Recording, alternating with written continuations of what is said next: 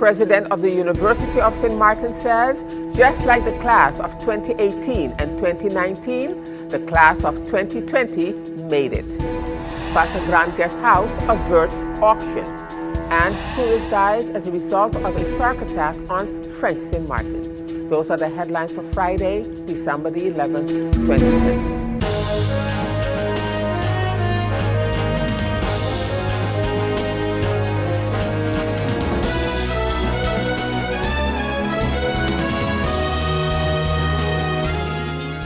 Season's greetings, everyone. This is SXM Daily News, and I'm Valerie Van Putten. Thank you so much for tuning in this evening. And as usual, we have a full newscast for you, so let's get started. In our first story, some sad news. A tourist died as a result of a fatal shark attack on the French side of the island on Thursday. The sad incident occurred in the waters of Orient Bay. Because of this and the need to ensure the safety of residents and visitors alike to the various beaches on the French side of the island, the authorities have taken a decision not to allow swimming for the time being on the beaches of the territorial jurisdiction, including on the beaches of the Pinel and Tinta-Marais. In a press communique issued on Thursday, the authorities also indicated that all water sports activities are strictly prohibited as well. The issue of the shark attack was discussed with the director of the Dutch Caribbean Nature Alliance, Mr. Tadzio Bedvoets, who told the Voice of St. Martin's newsroom that persons should not speculate as to the reason of the attack and wait for the outcome of the investigation. He also took the time to express his condolences to the family of the victim as well. Firstly, my deepest and sincerest condolences to the loved ones of the victim of the tragic accident. I think in all of this we need to remember that this is first and foremost a human tragedy, and that someone lost their life, unfortunately, on Orient Beach yesterday. Secondly, we need to avoid all types of speculation. The event is being investigated by the French side authorities, and until the results have been released, we can't be sure what happens. And this includes any speculation regarding whether or not there are more sharks, etc., that has definitely not been established through any scientific research. So for now, all of that is speculation. We really need to wait until the official investigation has been concluded before we can, make any announcement or any comment on what actually happened in Orient Beach. So I really don't want to speculate when it comes to, cause, potential risks, if there's increased sharks, etc., because that's simply not true. And if it has been proven through the results of the official investigation conducted by the French authorities, and that the accident is indeed the result of a negative human-shark interaction, then we need to remember the important role the species plays in the ecosystem of the Caribbean Sea. So the situation that we really want to avoid is an emotional reaction where people go out and hunt sharks or species that may not even have been responsible for this attack.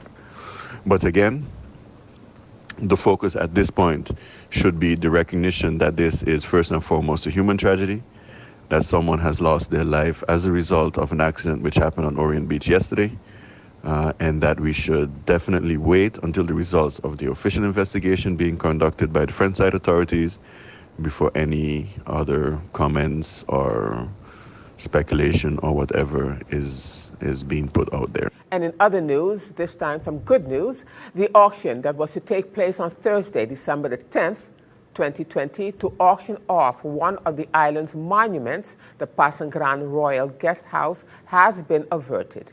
This was avoided after the management of the business was able to acquire the necessary funding in a timely manner, which led to the cancellation of the public sale of the property. The property suffered major damage during the passage of Hurricane Irma in 2017. This situation was further compounded by the arrival of the COVID-19 pandemic. Speaking to the Voice of St. Martin's News Department on Thursday morning, an elated owner of the establishment, Ali Dazila Tinatali, expressed her gratitude to the many individuals who helped in saving what she referred to as the old Pasang Grand landmark. The old landmark will be restored to its former glory as early as we possibly can, an elated Tina Talley assured. I'm very happy for the opportunity because I do want to express our sincere appreciation to the community, and I'm ready to begin when you are. How do you feel about the voting of the auction of your establishment? Very delighted. How can you not see the happiness that comes from this end when it's the monument, first of all? It's the landmark. It's the oldest of St. Martin. It's a known landmark of the island. The question is, how do we feel? We are so delighted. And believe you not, the entire morning we were overwhelmed with congratulations from all sectors of this community. The office lines here have been bombarded with nothing but congratulations. Thank you for fighting. Thank you for standing up. So this is, what it is. It is my understanding that you have a prepared statement for us. Maybe you can give us some insight. Thank you very much. I'm willing to. To the island and the community of St. Martin, on behalf of the Pass and Grand management and staff, I, Oli Dezela Tinitali, representing this company, would like to express our profound gratitude for the volume of voices who supported the Save Pass and Grand Old Landmark. Your prayers, voices, and support reached heaven, and together our one effort succeeded. This old landmark will be restored to its former glory as early as we can possibly can.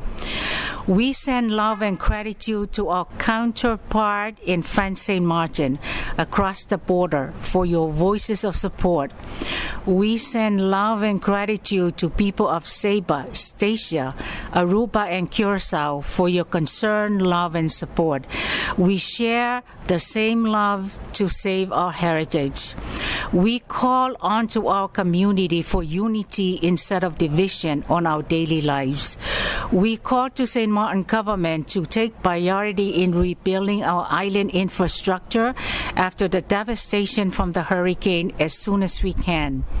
Bad talks and negative thoughts are waste of our valuable time. We are better human beings than that. Appraise our valuable assets of churches, school, monuments and culture, mountain, the sun and sea, but most importantly, appraise the genuine kindness of our community. May our good Lord always bless us all and guide us on our everyday life. And in other news, the Princess Juliana International Airport Operating Company, NV PJIAE, is expected to end the year with 35% inbound travelers when compared to last year in what is still a very volatile tourism environment. This projection, however, is in line with the company's COVID-19 business recovery plan. Traveler numbers are gradually increasing since July, when the airport reopened for international flights. The management and staff of PJIAE are working hard to continue driving the growth momentum through new commercial endeavors with a strong and important focus on cost and cash flow management and efficiencies. At the same time, the airport has witnessed the start of its extensive reconstruction project more than a month ago, with over 60 local employees working diligently on the necessary pre-works and progressing swiftly to the next stage of the demolition of the terminal building. This milestone comes after a very difficult period for PJIAE following Hurricane Irma. Reaching one of its most difficult hours in history last year, the company ran out of cash, which, given the damaged terminal, resulted in visitors traveling and staff and stakeholders working in harsh conditions. The road to recovery was paved in 2019 by securing a $20 million emergency bridge loan from both the St. Martin and Dutch governments to help facilitate the airport's dire financial needs and obligations. PJIAE's crisis was multi-layered, with many risks involved and time being its worst enemy.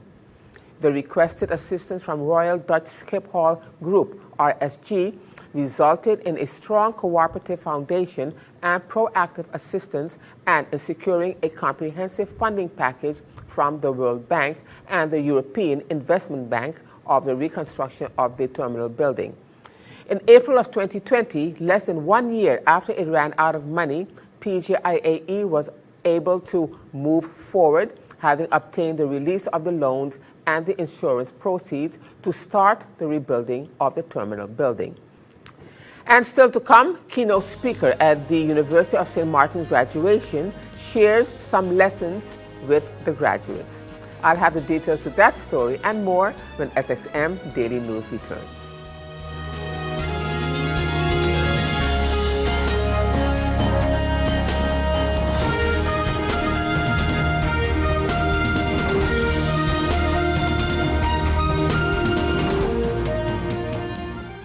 GEBE has been faithfully serving the communities of St. Martin, powering your home and our economy. Come rain or shine, our qualified team of professionals are working hard 24 hours a day to provide you and your family with safe, reliable electricity and water. We use the latest technologies and test our products daily to maintain the highest international standards. Our friendly staff is always there to assist you, whether in person, over the phone, or online.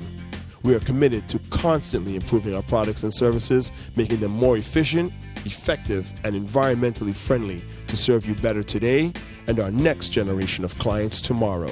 GEBE, powering a brighter future. Our friend Megawati is here with tips to save you energy. 1. Turn your airco temperature up.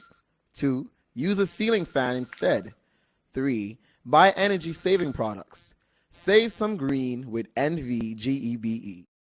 Welcome back, viewers. You're watching SXM Daily News, and I'm Valerie Van Putten.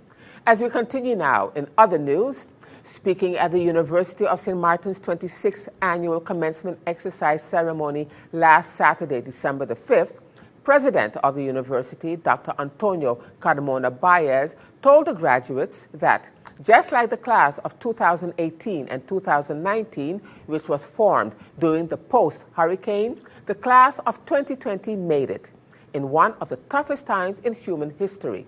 The pandemic certainly has taken its toll on all societies and countries. The president expounded further. Although you cannot see in my masked face, it is with great pleasure and immense joy that I congratulate you, a new generation of educated and prepared St. Martin leaders.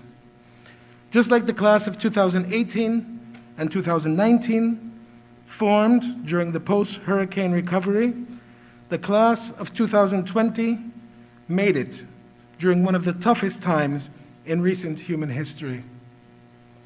The COVID-19 pandemic has certainly taken its toll on all societies and countries, on families and individuals. The most disturbing feature of the social and public health emergency is the uncertainty that the future holds for our graduates, with an economy that has fallen flat on its face.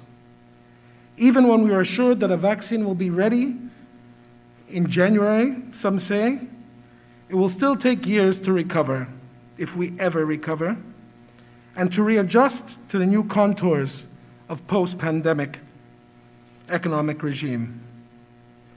Adjust, endure, and succeed. What do we mean with that? We are called to adjust our lives to what? We are called to endure how much exactly? And to what extent do we measure our success? This year's commencement theme has such a familiar ring to it.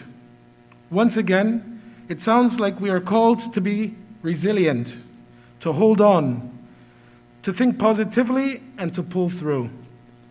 Don't we ever get tired of enduring? Can one succeed if the rest have failed? This very special occasion for you, the graduating class of 2020, under these very extraordinary circumstances, require a rethinking about the significance and purpose of your achievements. It requires all of us to rethink the purpose of higher education. The purpose of a national university is not simply to prepare young people for the job market. The purpose of USM is to shape critical minds that will become leaders in their respective communities and eventually shape the job market itself, contributing to the democratization of the economy of this country. That is, an economy that serves first and foremost the people of St. Martin. This year, the year of your graduation, marks not only 31 years since the founding of the University of St. Martin and its 26th commencement exercise, it also marks the 10th anniversary of St. Martin's autonomous country status within the Kingdom of the Netherlands. With the outbreak of the pandemic and the collapse of our economy, tensions have risen among Kingdom partners.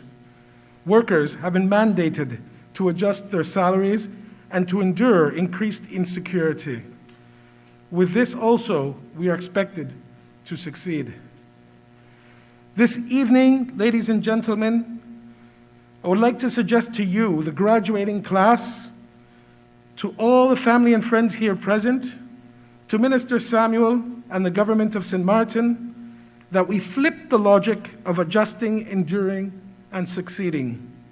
And in her address, former university alumni and keynote speaker Dr. Shireen Daniel told the graduates that she will share some lessons with them that she still holds dear to her heart today as a financial professional. Dr. Daniel also paid tribute to former managing director of GEBE, the late Julius Lambert. I will share some lessons with you that I still hold to my heart today as a financial professional. Now I know at graduations, you just want to grab your diploma and go. So I won't lay 100 lessons on you, just a few. They told me that I had to delay you getting your diploma for about 15 minutes. I will do my utmost best to beat that time. These are life lessons I need you graduates to understand, that life doesn't come in semesters with courses and an exam. As I stand here at the podium, one person that comes to mind is the late Julius Lambert, the former director of NVGB. Graduating from USM and on my way to Howard University, I got recruited by a few firms. I worked up there, I lived up there for many years, and to be honest, never in one day did I thought I would be here standing tonight. My hopes for returning home was basically long gone. Then a friend of mine's, Ms. Paula Gordon, saw an ad in a newspaper for the function head internal audit, along with my significant other, and snapshot it and sent it to me. And I said, you know, Shireen, probably this is your calling. So I applied for the function, interviewed, and suddenly, instead of offering me the function that I applied for, I was offered a lesser function. And I said, oh no, I know my worth. If St. Martin doesn't want me, the United States will continue to love me. After giving up hope and thinking it was all over with, I received a call a couple of weeks after. Saturday morning, could never forget it, around 10, roughly 10:30 so. A gentleman called me saying, Ms. Shireen Daniel, this is Mr. Julius Lambert. I am the chairman of the board of directors of NVGB. I saw your resume, and I am impressed. Locals are very important when it comes to returning home, when it comes to pushing our country forward. He said to me, are you still interested in the position? I said, yes, I am. He said to me, have no worries. We will be in contact with you. Within a year time, I returned home to the function, head internal audit. Mr. Lambert would take his time. Once a week, on a Thursday, we would go have lunch or dinner. And he would groom me and explain me, you know, what is expected of me, how to handle my position in the way moving forward. And he said to me, with your drive, I want you to have patience, take your time, learn everything. And I predict that within 7 years, you will be at the helms of NVGB. You will be the first female to lead NVGB. Well, let me tell you, June the 13th, I made 7 years in NVGB, and I am the first female at the helms of NVGB.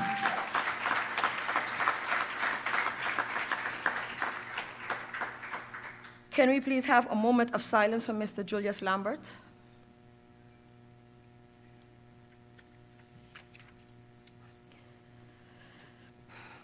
The theme chosen for your graduation, Adapt, Endure, Succeed, could not be more appropriate considering the state of the world today, a world in which your professional journey will continue. Never has a graduating class been called to step into the future with more purpose, vision, passion, energy, and hope. Yes, hope. And as we continue now in this COVID update, as of December the 10th, there were 16 persons who tested positive for COVID-19. However, there was a recovery rate of 11 persons, bringing the total active cases to 117. The total number of confirmed cases is now 1,201. The Collective Prevention Services, CPS, are monitoring 111 people in home isolation. 6 patients remain hospitalized at the St. Martin Medical Center. The total number of deaths due to COVID-19 remains at 26. The number of people recovered since the first case surfaced on St. Martin has increased to 1,058. 162 people are in quarantine based on contact tracing investigations carried out by CPS of persons who may have been in contact with any of the active cases. The Ministry of Public Health, Social Development and Labor, VSA, the Airport Health Team, in collaboration with the Healthcare Laboratory St. Martin, HCLS, has tested 1,602 travelers arriving at the Princess Juliana International Airport, and CPS has tested 8,306 people throughout the community. As the numbers continue to fluctuate, CPS will continue to actively execute its contact tracing measures. CPS has not had this number of active cases since September the 11th, 2020. As they continue to monitor the trend in active cases, Minister of Health Richard Panafleck urges the public to play your part, wear your mask, and refrain from mass gatherings.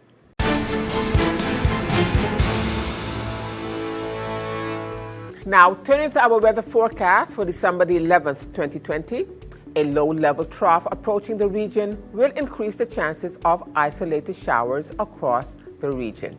Meanwhile, the Atlantic high-pressure ridge will support light winds. Slight to moderate sea conditions will prevail for the next few days. So the outlook through Sunday midday, partly cloudy, becoming cloudy at times with isolated showers possible. Now, let's turn to your 3-day forecast.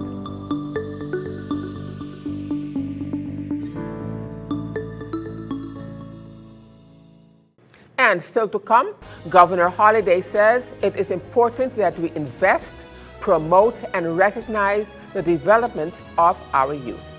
I'll have the details to that story when SXM Daily News returns.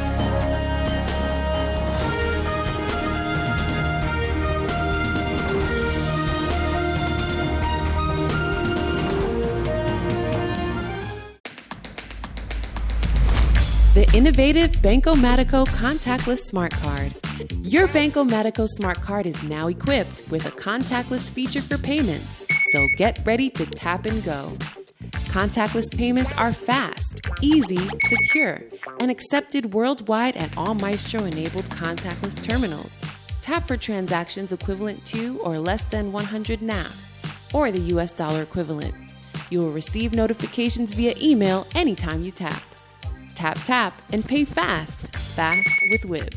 For more information, visit our website at wib-bank.net. Tap and go with your partner in progress.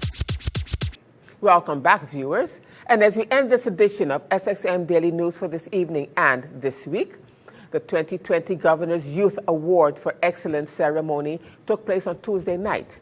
The event, which was held at the Bel Air Community Center, saw 4 youngsters being awarded in various categories. Investing in cultivating a mindset of excellence among our young people is essential to the growth of our society, His Excellency Governor Eugene Holliday told attendees at the ceremony. It is against this backdrop, he noted, that it is important that we invest, promote, and recognize the developments of our youth. Whilst addressing the gathering, Governor Holliday also gave an insight into the Youth Award for Excellence. The Governor's Youth Award for Excellence is, as a result, aimed at encouraging young persons to cultivate a mindset of excellence as a basis for their future positive contributions to our St. Martin community. The award therefore recognizes youths ages 13 through 19 who have excelled in one of 5 specific fields on St. Martin. These are academics, sports, arts, environmental protection, or community service. The Governor's Youth Award for Excellence recognizes excellence as a mindset in that it seeks to capture the candidates' outstanding skills in terms of achievements in their specific field of interest, their dedication to their education, and their special qualities in terms of their determination, respect for peers and teachers, and their potential to inspire. All of the nominated candidates went through a thorough evaluation by our distinguished panel of judges under the leadership of Mrs. Oldine Bryson Ponteflet. Thank you, Mrs. Ponteflet, and all our judges for your exceptional work in the limited time available to you.